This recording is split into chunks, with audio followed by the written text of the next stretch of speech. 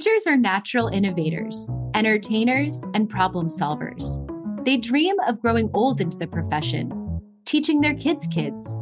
But sometimes career goals shift, and that makes opportunities outside of the classroom seem intangible. Questioning, who am I if I'm not a teacher? I'm your host, Ali Simon.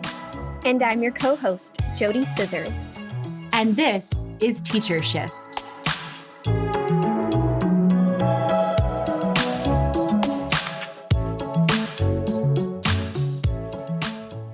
Hey, JoDee, do you know what season it is? Pumpkin spice season? Well, that's debatable. And we're a show about teacher shifts. I don't know. A pumpkin spice latte and a shift, they might go hand in hand. You're right. There's a lot of pumpkin spice buzz happening right now, but the fall will really be buzzing with jobs. So anyone considering a shift has some work to do now. That is so true. My social algorithms right now, like my feed, are just like full of PSLs and women's basketball and dogs. And I need to get it back on track, back on course for understanding the job market, which is what it used to be. Ali, do you dabble in PSLs before the official fall date arrives? So funny enough, I went to Trader Joe's about 2 hours ago and picked this little guy or gal up, which is a La Colombe Draft Latte Pumpkin Spice. It's actually my first time having this one. It's a little too sugary for me, if I'm being honest, our listeners. I'm still going to drink the whole thing though, because I really needed coffee. I literally watched a reel yesterday that was like fully like what you can get at Trader Joe's. But I'm with you. Like sometimes it's like they can be a little bit too sweet for my taste. Yeah, it's funny though. I did pass the pumpkin bread and I wasn't ready for that yet. How do you feel about pumpkin bread? That's my like pumpkin spice choice for sure. I will eat that year round with some black tea and enjoy every bit of that. It just like, it makes me feel warm and cozy. I feel like an old English woman in the countryside, just actually on some bread and some tea. I don't know. I love that flavor in the pumpkin bread like year round. I do wish though that like job hunting was as easy as finding a shelf or shelves or aisle full of pumpkin spice lattes or pumpkin spice stuff. But it's just really not the case. Like finding and hunting for a job, like it's hard. It's not as easy as something that's available to you on the shelf all the time. Not all the time, but for the season. No, for sure. And this week, actually, I was doing Apply Thursday and there were not nearly as many jobs this week that I thought would be great for teacher shifts that I've seen in previous weeks. It probably took me twice the amount of time to find job opportunities to share out. And I didn't find nearly as great of opportunities. I did my best, listeners, and we always do our best, but the market really does fluctuate. And so we did a little bit of research on this. And according to Forbes, the prime months to apply for jobs are January and February. You can apply for jobs year round, but the hiring process really starts to energize in the fall. And so this time of year is really as important as any other time of year, but particularly when it comes to building new job hunting habits and breaking old ones. So this week was probably challenging because we're coming off summer. Like people went on vacation for Labor Day weekend and they're not ready to like rev up those jobs on the boards yet. But it sounds like in the coming weeks, it should be buzzing, right? Yeah, I'm hoping that means that there will be more job opportunities. I think it also really depends on the fiscal year that the company operates on. So like government, they have a lot of their jobs that they're trying to fill ferociously before the end of the fiscal year, which is the end of September. But then other organizations, they may run more of like a calendar year, January, December. And so that's why I think you see a lot of job openings in January and February. You make a really good point. Like I'm thinking about just organizations I work with, and one's fiscal year starts in January, another starts in July, and another one starts in October. And so that does make a difference. It does, because if you have funding for a position that needs to be filled before the end of that fiscal year. So, it's hard to know that when you're on a job board or you're looking for jobs, but know that that's why there are those distinctions and fluctuations and when you might see jobs, coming up. And really applying to jobs needs to be a very well thought out process. It's not just like get one resume together and spray and pray and just like apply to as many jobs as possible. No, it needs to be a more calculated decision. And so this is really the perfect time of year for you to get your pumpkin spice latte or whatever makes you feel warm and fuzzy and to start doubling down and doing the hard work to set yourself up for a career transition as we move throughout this school year and preparing potentially by the end of next school year to transition out, or I guess this school year to transition out into a different career. I also just want to like emphasize that sometimes, at least I exhibited this kind of like habit as a teacher where I did a lot of binging during breaks and on the weekends when it came to whether it was like job hunting or just projects in general. And so I think breaking some of those habits of not just like binging all the time, that like we're coming into a new season. And so some of the things that we have to do are break habits. Wouldn't you agree? I think it's a combination of breaking bad habits and then establishing good habits. So, like, I was helping a friend recently who was looking for jobs at a specific company, and this is like her dream company. And I just said, you have to check it all the time. Like, if you can set up alerts, great. But a part of your routine can be once a day, like have it saved on your phone, the website of the employment opportunities, and just check, because unfortunately what can happen is you're like, oh, I'm out of the habit of applying for jobs because it's not like the one weekend a month that I'm binging. And then you miss that opportunity, or it's been open for 4 weeks and they've already found a candidate. So if you have your heart set on something really particular, or you just want to start looking at jobs that might be something you'd like to consider, make that a habit. Say, I'm going to spend 10 minutes every morning or every evening looking at these few websites, and make that a part of your routine. And once you do that, as we all know, it becomes habit. So like good habits, bad habits, break the bad ones, and be really intentional with your time, I think is the most important thing. And we know teachers right now are super busy. Like they just started school. They're finally maybe getting into the hang of things. And if you're looking to make a transition, you're going to have to use what time you have available really wisely. Yeah. It also might mean like trading habits. It might mean trading in your volleyball coach role and moving that into some you time at Starbucks where you're, drinking your PSL and you're applying for jobs. So it just might mean like you have to trade some things to make things happen. And I know that like in what we do, like right now, there are certain things that I have had to trade in order to make sure that we are consistent and successful in like delivering this podcast. Right. I just told you that like I went to the PTA meeting at my son's new school last night, and it took everything in me not to run for an officer role, because normal Ali would want to be like super involved. I'm like, no, this is an observation year. We just moved. We're in a new school district. I want to be involved, but I have limitations because I do have things like the Teachership podcast, and I do have like my own kids transition into their new schools need to be my priority. And so figure out what can you say no to. And this goes back to other episodes that we've had, like great episode with Annabelle Allen on setting boundaries. Make sure that you're really saying no when you need to, so that you can say yes to the things that you need to prioritize in this moment, which if you're looking to make a shift, we don't want you waiting until March to start this process. And also, if you're just binge applying and you burn yourself out, you're going to lose the motivation. If you can really just build a habit of exercising good like skills for being able to get alerts, making sure that it's, a good fit for you, it's just going to work out better if you can have a little bit of endurance through the year, but a lot of people have amped their resumes up in the summer. So they might be ready for fall application. They might be ready. They might have like their multiple jobs that they're going to apply for. Like we always kind of say, like pick like 2 or 3 roles that you might be interested in. But those people might be ready to kind of hit the ground running in the fall and then keep that momentum going in January and February. But if you haven't spent that summer kind of fine tuning all of those things, then you might have to do that this fall to then rev up for January and February.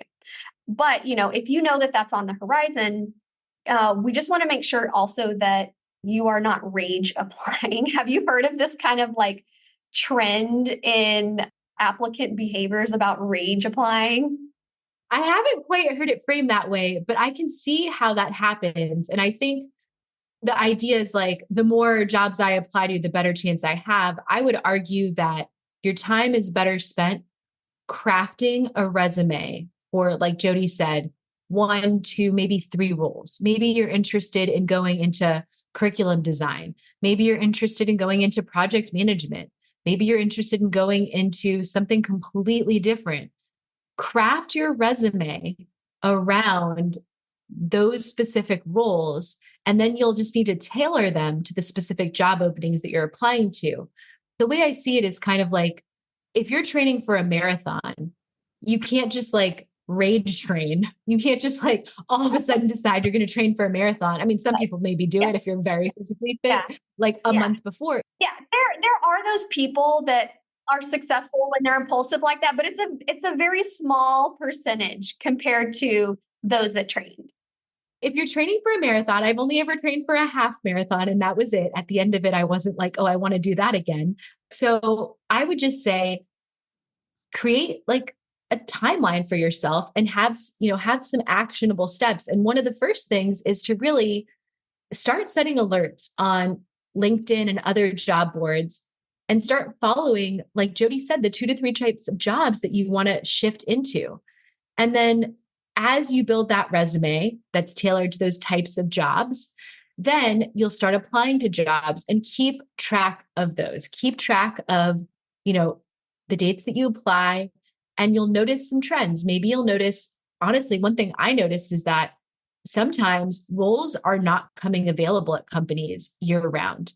And so you may be really wanting to work for one specific company, and you're going to need to be on top of that because roles there may be difficult to get. And it may be just once or twice a year that something like that comes up. So I think honing in on what you're looking to do if you're going to make a shift, and then setting yourself up for success by taking some of these initial actionable steps. So JoDee, I'm going to pass it over to you to kind of outline a little bit more of what that can look like if you're, building a resume.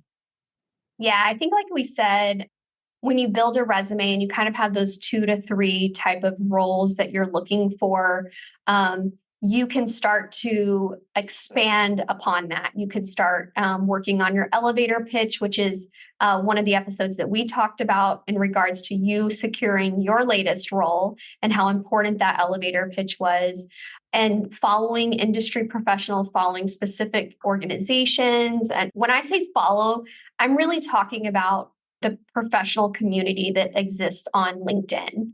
And so in addition to that, there are the options to confer and get services from people that are really experts in this area, which is making a resume and maybe hiring a recruiter. And we have episodes on that too. But like, if you're ready to gear up this fall, if you know that like this is the next phase, you have to be consistent, and you cannot exhibit the binge or the rage behaviors because the percentage of success is very small.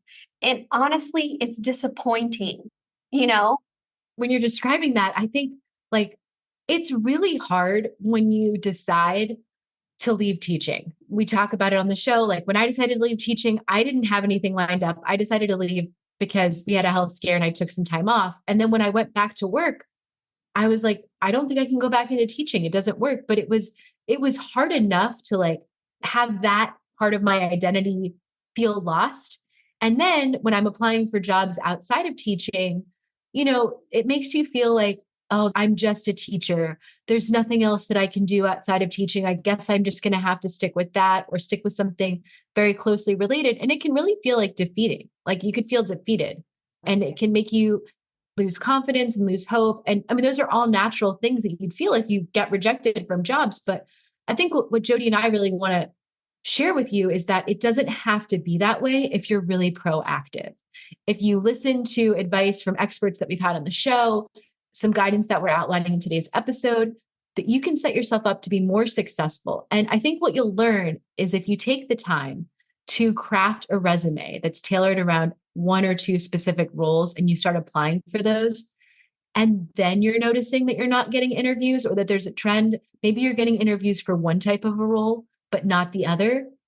That's better data to say, there's something wrong with this resume that I'm submitting because I'm getting callbacks for this customer service role, but I'm not getting callbacks for this curriculum design role. And so, how can I make my resume even stronger for the role that I'm not getting the callbacks from? And, we love data. Teachers love data. Yes, yes. Well, and like that's exactly it. Like the response time is not going to be expedited in the way that it is when they are trying to hire and fill positions in schools. It's just not. Like there's a lot of waiting around time and you have to use that time to your advantage, which we've talked about before, but like if you're binging and burning yourself out, if you are waiting to hear around, like it's not going to work in your favor. You have to be consistent. You have to apply. You have to keep those alerts. And you just have to keep going. And I think last week's episode with Brooke was just like, it was proof. It was proof that perseverance pays off, that failure pays off. She was not shy about her transition. She did not like sugarcoat the ups and downs of the finances, the test taking, the getting her feet on the ground. Like she didn't sugarcoat that. But what she did was she kept her eye on the prize and was like, I'm going to keep going. I'm going to keep going. And she got there and she's like wildly successful in what she does. And we know that other guests who have been in other industries have done the same. They kept going because they knew deep down that this was the right choice for them. And so maybe you might not have that like deep will, like you're okay kind of like teetering on either end, and that's okay. But some people are like, this is the end goal. And that's why when I applied for jobs, I resigned and said, I'm not coming back next year. And what that did was it lit a fire under me. It was what I had to do to commit to this decision. I didn't want to be teetering. I wanted to just put myself on that path. You know what I mean? Yeah. And I think that that's something that now is a really good time to set that goal for yourself. Like, I'm going to be diligent about my marathon training plan for career transition this school year, right? And so now that school started, now that you're hopefully getting into a routine, make that time to work on you, to work on your resume, to do research into potential career fields. And it doesn't have to be like 5 days a week. It might just be every Sunday morning, I'm going to dedicate that to being on LinkedIn, to looking for job opportunities in other places, to working on my resume, to meeting with different people, having coffee with someone to like see if that's a good career field for me. What I think is important is like, if you know this is your last year, like go all in. Know that when it comes time to renew your contract, you won't be coming back. And that's scary, but it's also really powerful because it does put you in that position where you're like, okay, I'm doing this. This is real. Yeah. Well, also, and on the topic of that, like network, is that you can't rely just on like a few people in your network. And I'm saying this, like, I want to be very pointed about this too, is that like, I have a lot of people that reach out to me looking for a job that are in my network or like they're transitioning teachers.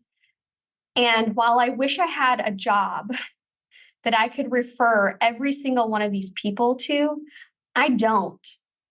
I might have 1 or 2 jobs a year that I can make a referral to, and they're all over the place. They're all different types of industries. And so I'm saying this in a way that you can't have just one person in your corner when it comes to the transition. You have to have multiple people in your corner, even if it's not somebody that you have known for a long time.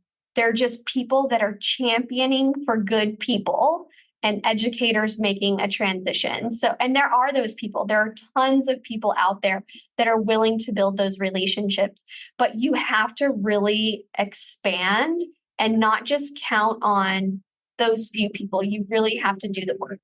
Yeah. And I think what JoDee's really trying to push here is that building connections and networking can help you get a job. And we've heard it from our guests. We've heard guests that have come onto the show that have said, I applied for a job at X company. I was connected with someone on LinkedIn who was like a second or third, contact. And I sent them a message. I said, hi, so-and-so, I just applied for this role at your company. Could you tell me more about what you do? Because I see you're in a similar role. And those interactions can actually lead to that person saying to the hiring manager, like, hey, I just connected with JoDee and she's interested in this role. I looked at her LinkedIn profile. It looks really good. Like she's really qualified for this job. And that makes a difference. I have personally recommended people that I've known, that I've met to roles at companies that I've worked at before. And maybe it doesn't help them get the job, but it helps them get the interview. They have to get the job, right? They have to be the most qualified candidate. It's just getting that introduction. It's getting your foot in the door. And as much as I hate that our world works like this, it is who you know. And so building those connections. But you can't go into it like entitled, like you know somebody. Like that is the worst. I have heard so many stories from people that were like, I thought I had this job. And I was like, but did you go in the interview thinking you had the job with that attitude? And some people were like, yeah, I kind of did. And I'm like, you have, like, people want to know that you want that job and you work for it, that you weren't just like given the job. You have to show that you actually are qualified and deserving for it. And even if you do know somebody, which is really awesome, like they got you there, but you really have to shine. You have to be the one that shines, not your friend. They've already proven themselves, And I think looking for a job is so like multifaceted because it's not just the resume. It's not just the cover letter. It's not just applying. It's also interviewing. And so throughout this process, if you start now, by the time you get to January or February, you will be more refined and you can hit the ground running in the new year. And you will know by that point if you've been active and looking for jobs, getting things ready, applying, maybe you do have an interview or two to learn about what your own weaknesses are. Like I discovered I have a weakness. I really feel like I do a good job at interviewing, but sometimes I speak for too long. Like I share too long of a response. I realized that my first interview after I had been at the same job for a while. And I was like, okay, I could have been more concise. Like brevity can be your friend sometimes. You don't need to speak for as long as possible. So discover those things about yourself and then improve upon them. Yeah. And also just like, if you're putting yourself out there, you need to also be prepared if someone offers you an interview or offers you a job. If you're in the middle of a school year and you're applying for jobs and you get a job offer, your goal is to not be in that same position next year. You need to be prepared to take that job.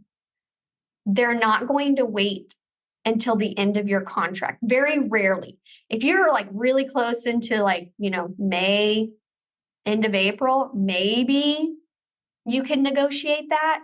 But I always tell people, if you're applying for jobs in the middle of the school year and you get a job offer that you want, you need to be prepared to take it. But you can go about it in a really professional way in order to prepare whoever's going to fill your shoes to ensure that like students are successful, or if you're a support teacher or you're whatever role you may hold, there's a way to do it professionally.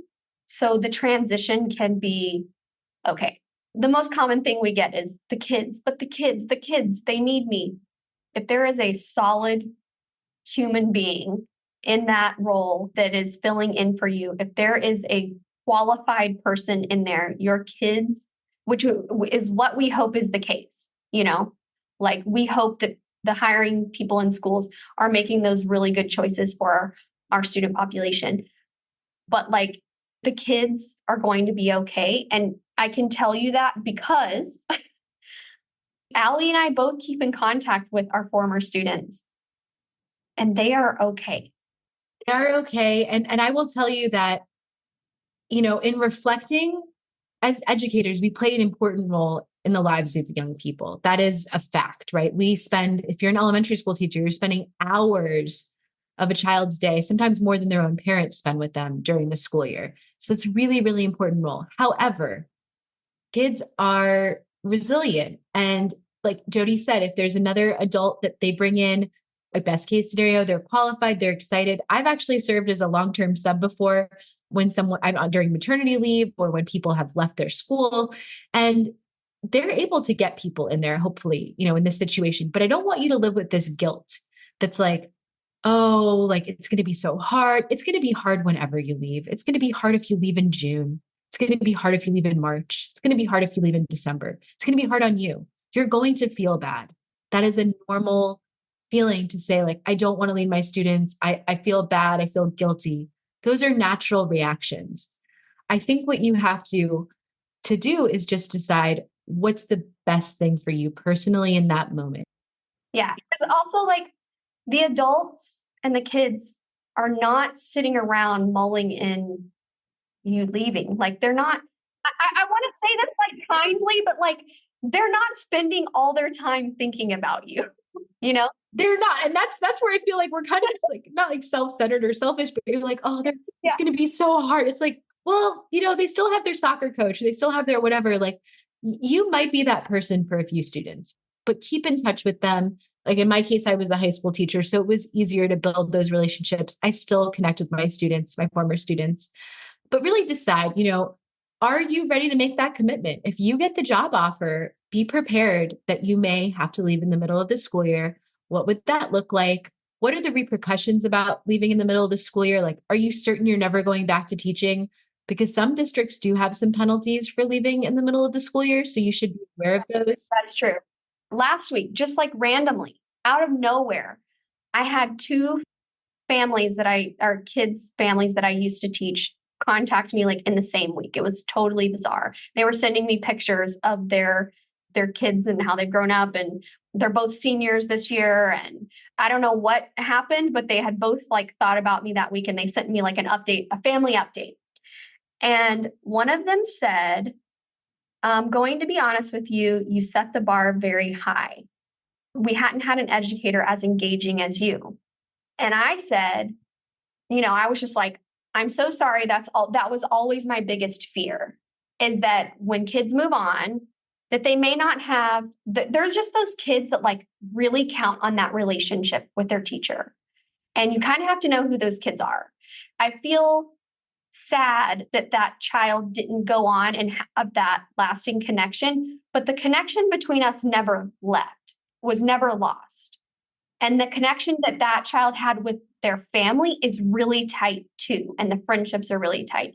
And so while, I do have those thoughts about kids moving on, at the end of the message, it came around that like, he's found his way and he's okay. That was like, he's doing great. He's a senior now and he's doing great. And even though he didn't have his favorite teacher going all the way through high school, like it's never going to be that case. You're always moving on. It's true. And I mean, I think about my son had this amazing teacher in fourth grade, just like the best teacher he probably, he ever had in elementary school, who was really like an expert teacher. I mean, he'd been an educator for a long time. And in fifth grade, it was hard for us because the teacher just wasn't the same as the fourth grade teacher. But I knew at the end of the day, because I was a teacher, I was like, well, you can't keep comparing your new teacher to your former teacher, that's not really fair. They're different people. They have different strengths and different weaknesses.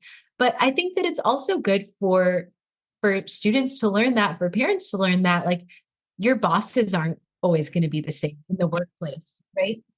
Yeah, you're totally right. Like you have to, I always have that conversation with my daughter is like, you have to know how to be around people that are not like you, that have different opinions than you, that maybe deliver instruction different than what is your preferred way. Like you can't go in and just like curate every aspect. That's just not the real world. So you have to be able to adapt and have like really courageous conversations when conflict arises.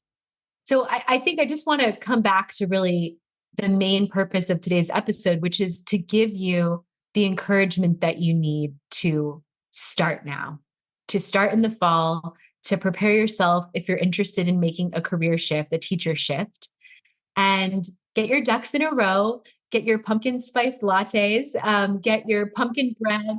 Reward yourself for your hard work. And create those positive habits. And we're here, we'll be providing you with some more tips. We'll have some new guests on as we progress through the fall and the winter to try to inspire you. But we're here, we're your cheerleaders. We believe in you. We know that if you put in the time, that you will be successful. Even though we've compared it to marathon training, it's not a race. It takes longer for some people than it does for others. And that's okay. The important part is that you're really purposeful in what you're doing to prepare for a career transition. You're really thinking things through. And we encourage you to listen to other episodes that we've mentioned today to learn more about how you can do that successfully. And remember that shifts can also just be about your mindset, about your workload, about moving into other roles. So even though today was about shifting into like completely different job, there are other bite-sized things you can do before that. Definitely. And it might even just be a shift within your building. Maybe you want to be a reading specialist. Maybe you want to be an instructional coach. So think about how you can prepare yourself for those types of shifts as well inside the schoolhouse as you move into this new school year. Thanks again for listening. We'll link in our show notes the other episodes that we mentioned.